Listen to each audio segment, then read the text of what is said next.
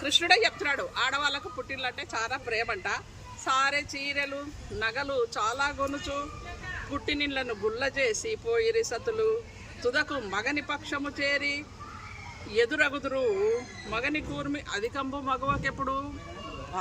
ఒక ఆడపిల్లకు భర్త యొక్క ప్రేమనే పుట్టింటి వాళ్ళకంటే ఎక్కువంట. ఎందుకంటే గయుడు ఇలా ఉపాసన చేస్తున్నప్పుడు పైన కృష్ణుడు ఉపాసన చేస్తున్నాడు, పద్య ఉపాసన చేస్తుంటే పైన పోతున్నాడు గయుడు. పోతూ ఆ యొక్క ఎంగిలి అది కృష్ణుని చేతిలో పడితే నా చేతిలో ఎవడైతే ఎంగిలి ఉమ్మినాడో వాడిని సంహరిస్తా అన్నాడు. అప్పుడు అది వాళ్ళు పోయి గయుడు నారదుడు వచ్చి ఉపాయం చెప్పినాడు. గయుడు పోయి అర్జునుని చెప్పి అర్జునుడు నువ్వు పోయి మీ బావతో ఇట్లా చెప్పు అని చెప్పినాడు. అప్పుడు వాళ్ళ కృష్ణార్జునులకు యుద్ధం పడుతుందని వాళ్ళ చెల్లెలు వచ్చి కృష్ణుని అడిగింది నా భర్తని ఏం చేయొద్దని.